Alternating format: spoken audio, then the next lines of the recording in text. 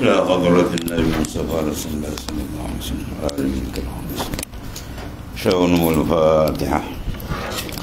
أعوذ بالله من الشيطان الرجيم. بسم الله الرحمن الرحيم. الحمد لله إياك نعبد وإياك نستعين اهدنا الصراط المستقيم صراط الذين غير المغضوب عليهم ولا الضالين ولا حول ولا قوة إلا بالله العلي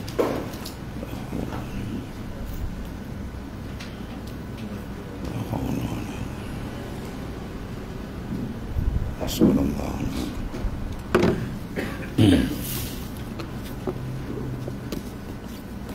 Sahabat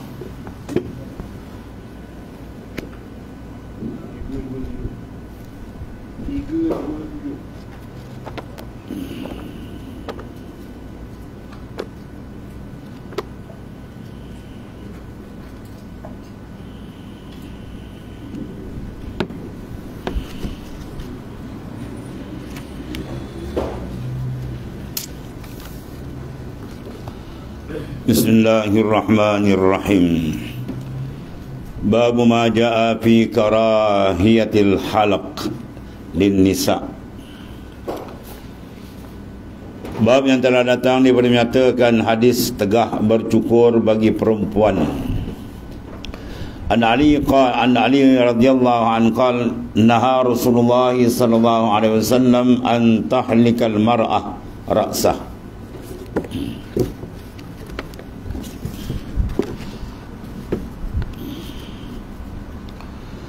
Daripada Sayyidina Ali karramallahu wajhah katanya, menegah Rasulullah sallallahu alaihi wasallam bahawa mencukur perempuan akan kepalanya. Mencukur perempuan akan rambut kepalanya. Cukur kepala putus leher. Itu di bahasa kita ilmu balaghah dia panggil min itlaqil mahal wa iradatul halu fi. Itlaqkan mahal apa kepala. Yang dikendaki apa? Kelakuan apa cukur lah. Itu maksud ini. Ilmu balaghah tu kita pakai kita tak perasan.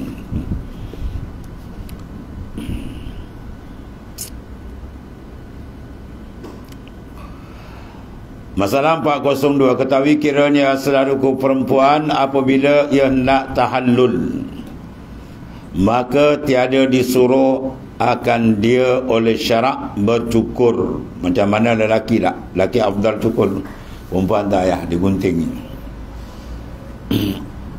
Walaupun budak perempuan kecil sekalipun, bahkan disuruh akan dia bergunting rambut. Disuruh saja akan gunting saja, adapun cukur tak disuruh. Dalil yang menunjukkan atas yang demikian ialah hadis yang dikeluarkan oleh Abu Isa At-Tirmizi, iaitulah nahar Rasulullah SAW an tahlikal mar'atu ra'sah, ya ra'sah. Diriwayatkan daripada Sayyidina Ali karena wajah mengatakan bahawasanya Rasulullah SAW telah menegah Rasulullah SAW akan bercukur kepala oleh perempuan, bahkan maulah ia bergunting sahaja, memadalah akan dia tahallul. Ya Allah. Tahallul melepas daripada ihram lah. Dia boleh buat pantang larang dalam ihram tu, dia halalkan. Itu dia panggil tahallul.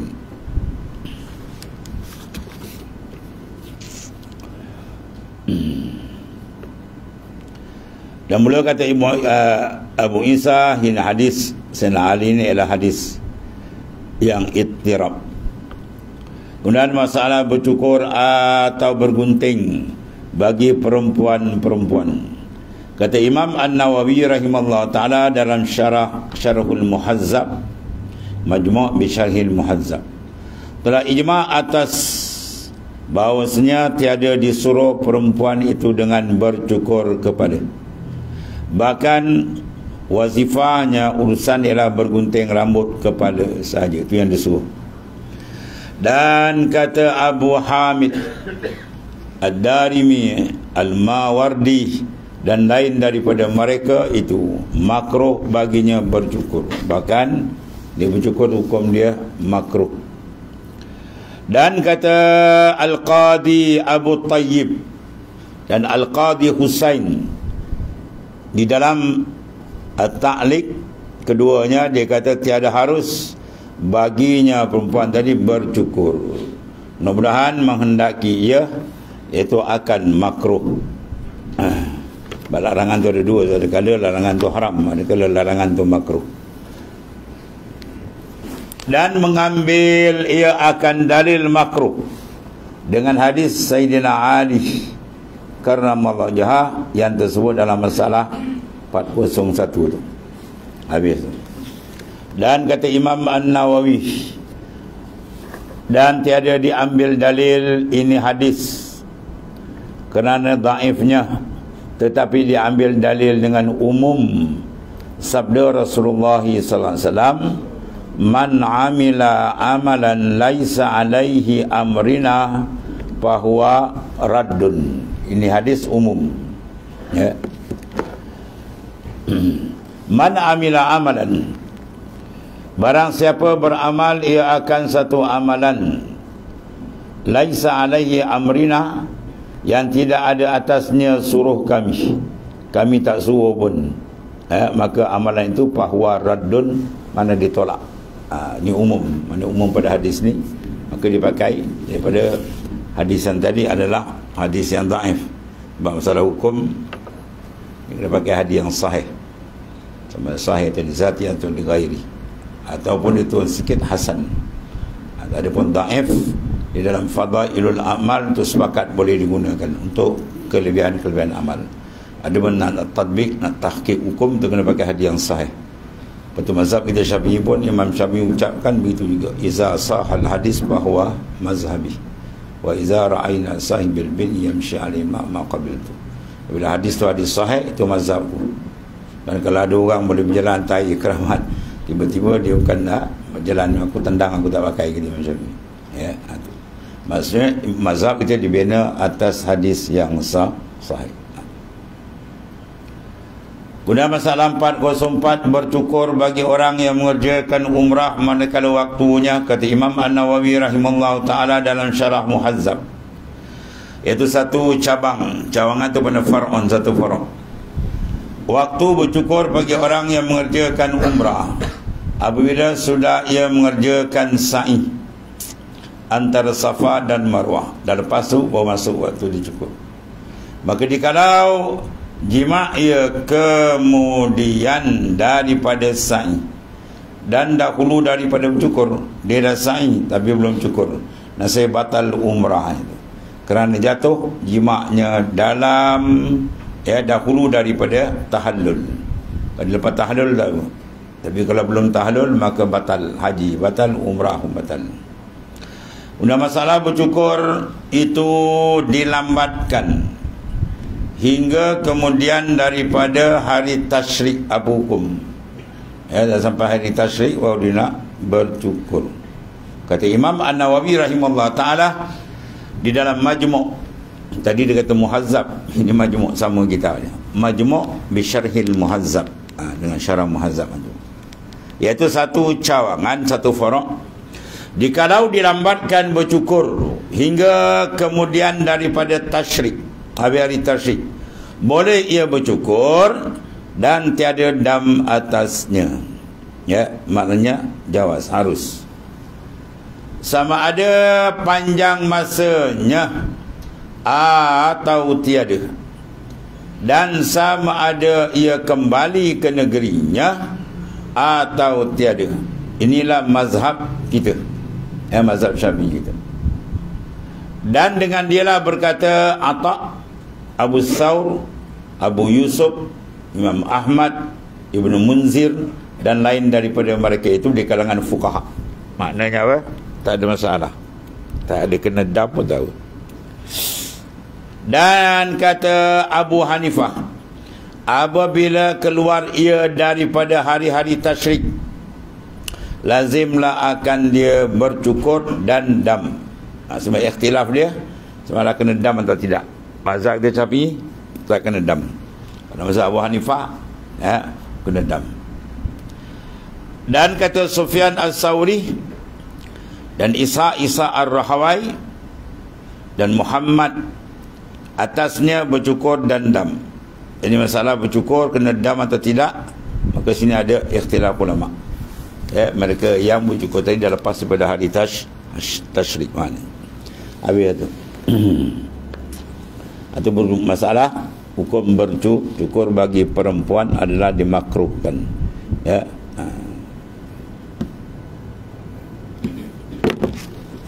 Kemudian babu ma jaa fi man halaqa qabla an yazbaha aw nahara qabla an yarmiyah. Bab yang telah datang dinyatakan hadis orang yang bercukur dahulu daripada ia menyembelih atau menyembelih dahulu daripada ia melontar. Apa hukum dan kedudukan dia?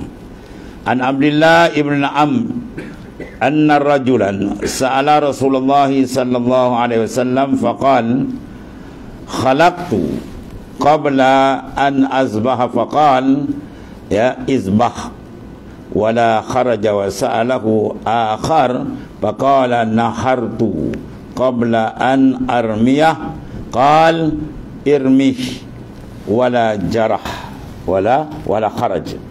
Hasan sahih. Daripada Abdullah bin Amru bahawa seorang lelaki dia bertanya akan Rasulullah SAW, maka katanya telah bercukur aku dahulu daripada aku menyembelih. Dia cukur dulu, kemudian menyembelih. Maka sabdanya sembelih dan tiada mengapa. Dan bertanya ia akan dia yang lain, maka katanya menyembelih aku dahulu daripada aku melontar. Dan sabdanya lontarlah dan tiada mengapa. Perbahasan dia ketahui kira, ya saudaraku, diharuskan oleh syarak orang yang mengerjakan haji itu bercukur dahulu daripada melontar jamratul aqabah, ya, pada hari nahar, iaitu pada hari raya. Dalil yang menunjukkan atas yang demikian, ya, dalil jawaz harus dia ialah seperti hadis yang dikeluarkan oleh Abu Isa At-Tirmizi dengan katanya an Abdullah ibn Amr. Dia kalau ada waw tu baca Amar, kalau tak ada waw depan tu baca Umar, atau beza. Dia panggil wawul fariqah. Waw membezakan antara Amar dan Umar. Kalau tengok ejaan Aimar, ada kala ada waw, ada kala tak ada waw. Kalau waw tu baca dengan Amar, kalau tak ada waw dia baca Umar. Diriwayatkan daripada seorang sahabat Nabi sallallahu alaihi wasallam yang menjadi penulis wahyu. Nama masyhur dia ialah Abdullah bin Amr bin Al-As radhiyallahu anhumah. Bahawasanya seorang laki-laki bertanya ia akan Rasulullah sallallahu alaihi wasallam akan perkara yang telah diperbuatnya, adakah sah, ya, dan adakah salah ia? Maka katanya, ya Rasulullah telah bercukur pada hamba dahulu daripada hamba menyembelih hadiah. Sebelum sembelih dia cukur. Maka adakah harus yang demikian kerja hamba itu? Mana boleh ke tidak? Sah ke atau salah ke? Maka didengar, apakala didengar oleh baginda Rasulullah SAW pertanyaan sahabat yang demikian, maka ia mana sallallahu alaihi wasallam lalu menyahutnya, sabdanya sallallahu alaihi wasallam, sembelih olehmu kemudian daripada bercukur, maka tiada mengapa, sah ia dan tiada berdosa, tetapi lufut fadilat. Cuma fadilat ialah terdapat. Adapun perubatan tu tidak sampai tahap kepada mencederakan ibadat dan tidak sampai kepada peringkat haraman. Kemudian wasa'alah wal akhar faqala nahartu qabla an armiya faqal armi wala kharaj. Dan bertanya akan Rasulullah SAW seorang yang lain akan perkara yang dikerjakan, adakah sah atau tiada? Ya, ia katakan, ya Rasulullah sallallahu alaihi wasallam, hamba telah menyembelih dahulu daripada hamba melontar, belum mentar lagi dia sembelih, maka adakah sah hamba melontar kemudian daripada hamba sudah menyembelih? Sabda SAW, pergilah melontar, ya, maka tiada mengapa, sah ia dan tiada berdosa. Itu tak ada masalah. Hal ni sama, hukum dia harus. Dan kata Abu Isa At-Tirmizi, dan ada pada bab ini akan riwayat daripada Sayyidina Ali, Sayyidina Jabir, Ibnu Abbas dan Ibnu Amru dan Usama bin Syarik, ya, radhiyallahu anhum ajma'in. Dan katanya lagi, dan bermula hadis Abdullah Ibnu Amru ialah hadis yang hasan lagi sahih. Dia ada dua tarik. Satu tarik hasan, sahih min tarikan akhar, jalan lain. Dan bermula amal atas ini hadis di sisi kebanyakan ahli ilm. Ahli ilmi ni mana apa? Ahli ijtihad. Dan ialah perkataan Ahmad dan Isa, Imam Ahmad bin Hanbal dan Isa Ar-Rahawai. Semua tu imam-imam mujtahid laku. Dan kata setengah ahli ilm, apabila didahului satu perkara, satu pekerjaan haji, dahulu daripada satu pekerjaan haji, maka atasnya dam. Satu setengah daripada ahli ilmu mengatakan, kalau susunan tu maknanya dia dahulu kemudian, maka dia kena dam, haji sah. Tapi kalau yang atas tadi tak ada masalah. Itu benda-benda yang berlaku ikhtilaf di kalangan fuqaha. Dan satu lagi masalah, bercukur dahulu daripada menyembelih. Biasa dah sembelih, orang cukur, sini cukur dulu, kemudian lagi sembelih. Apa hukum? Kata Imam An-Nawawi. Imam Nawawi seorang ulama besar dalam mazhab Imam Syafi'i gitu, ya, dan dia merupakan ulama hadis yang besar, bukan jalang-jalang tu. Imam An-Nawawi tadi umur dia 40 tahun ni, tapi karangan dia hebat, masya-Allah. Dan banyak karamat-karamat dia lah. Dan kata Imam Nawawi, Imam Nawawi ni dia berkahwin, tapi bernikah, tapi dia tidak berkahwin. Nikah. Mak dia kata, wah, tak nak menikah ke? Dia kata, ni asyik mengaji, mengarang tu. Dia kata, kalau itu arahan ibu, saya ikutlah. Ibu pun tunjuk umpam nikah, pernikah dengan arang. Akhir bini dia kata, macam ni ke? Macam ni lah, dia kata. Macam ni, hantarlah mak saya balik. Baliklah, hantar balik juga. Ya, dia tak ada rasa apa pun. Dia dapat lazat ilmu macam-macam Allah Ta'ala jadikan hamba dia ni terbesar ulama fiqah, ulama hadis. Dan dia mengarang kalau pada api cahaya keluar kan, daripada celah kuku dia pun cahaya keluar, terang habis. Itu di antara karamat Al-Imam An-Nawawi. Banyak lagi lah sejarah dia. Kalau pergi kat makam Imam Nawawi kan, ada pokok besar sekarang dah habis dah. Orang yang rosak kan, Wahabi apa semua, pula Syiah ada wabu. Pokok tu besar dekat 2-3 pemeluk. Maka pokok tu makin besar, dia orang disuntik, dia orang mati kan, ya, takut kubur tu bongkar. Jadi ulama kata sebanyak mana ranting pokok tu, itulah banyak ni ilmu Imam Nawawi. Ya, bukan dahan pun dah banyak, ranting, bayang banyak tu. Tu banyak tu lah ilmu Imam Nawawi hebat. Ulama besar dalam mazhab Imam kita Syafi'i. Dia standard dia mujtahid, apa panggil tu? Mujtahid fatwa. Nawawi, Rafi'i. Atas dia Imam Syafi'i mujtahid mutlak, bawah dia mujtahid fatwa, Rafi'i, Nawawi. Bawah dia mujtahid tarjih, ya, Ibnu Hajar dan Syekh Ramli. Dalam susunan mazhab kita ada 3. Mazhab lain tak ada kan? Mazhab kita Syafi'i 3 ada lapis mujtahid. Mujtahid mutlak atas, manis tambata bi qawaidih, mereka istimad hukum dengan kawaid di sini. Ada bawah dia diistimad hukum tapi menggunakan kawaid imam. Manis tambata bi kawaid imamihi, mereka istimad hukum menggunakan kaedah imam. Ya, dan dia bagi fatwa ni. Sini dia panggil Imam Nawawi dan Imam apa? Siapa dia? Rafi'i lah, ingat tu. Rafi'i, Nawawi, dia 2. Bawah lagi sikit dia mentarjih, mengkuatkan lagi. Itu dipanggil Syekh Ibnu Hajar dan Syekh Ramli. Itu mujtahid tarjih. Ada 3 lapis ada dalam fiqh.